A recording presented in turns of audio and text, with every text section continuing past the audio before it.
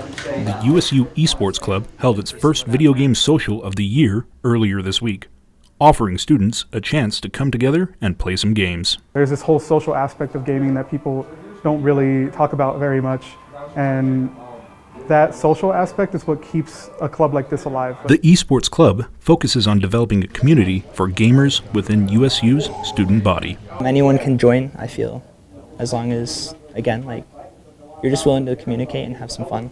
For some gamers, it's just a game. For others, it's more than that. I grew up in Compton, California, and if many of you know, it's not the best place to grow up as a kid. And what kept me off the streets was my parents and letting me and my brothers play video games. Davila has been president of the club for the past 2.5 years, and in that time, the club has seen significant growth. A large part of that club growth has happened because it doesn't matter if you play with this or with this. I mean, you have PC. Obviously, that's what it seems like it's mostly centered around. But then I've seen that there's arcade games, Smash, there's Tekken. Really, as long as you play some sort of something, I feel like that you can be a part of an esports community. Most of the games the club chooses to focus on are mainly on PC, but they have made sure to include more video game consoles as well. I'm not going to turn anyone away. We'll play anything anything we realistically can. We have Mac computers, we have Windows computers, we have a PlayStation 4, we have an Xbox One, Switch.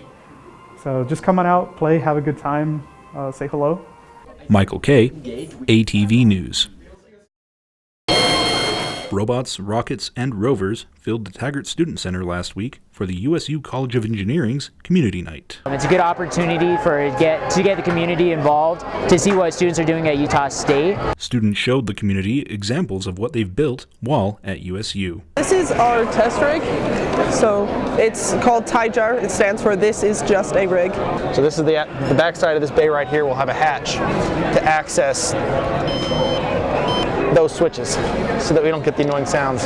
The College of Engineering Community Night drew people in from all over Cache Valley to see demonstrations and what the engineers had to offer. A big aspect of Community Night is catering it towards families, towards kids, to try to help them see that science and technology is fun. The engineers also put on demonstrations that let kids see how engineering is used for building, coding, and racing. They were having a Pinewood Derby car. They were also doing a bunch of STEM things, and I really like STEM. Michael Kay, ATV News. Native American chef Nephi Craig spoke to USU students on Tuesday about the history behind Native American cuisine. We're doing an Indigenous Food for Health series here. To kind of not only just physical nutritional health, but also mental, emotional health. Chef Craig talked about Native food and how being placed on reservations changed the way Native peoples ate. Fried bread's not something we actually had for a long time. It's something that we actually borrowed when we were forced to be in these concentration camps when we were removed from the land. Chef Craig made sure to emphasize that before being placed on reservations, the Native diet actually consisted of more corn, beans, and squash.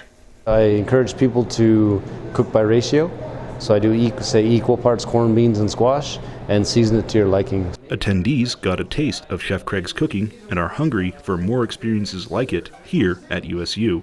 It would be great that USU starts having these types of presentations for USU to bring education, to bring awareness to the community about Native American cultures.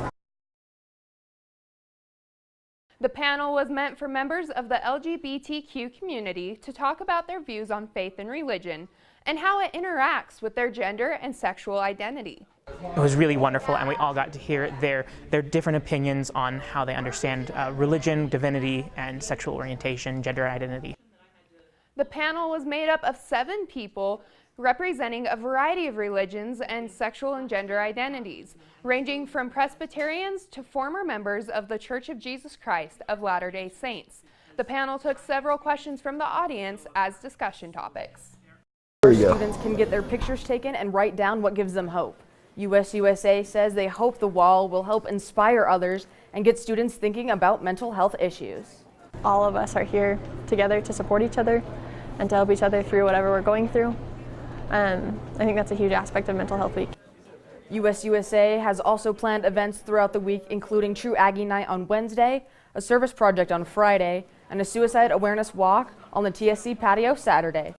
These shoes on the steps of Logan City Courthouse represent confirmed child abuse in Cache Valley. There were 420 pairs in total. People across the valley gathered to help bring awareness to this event.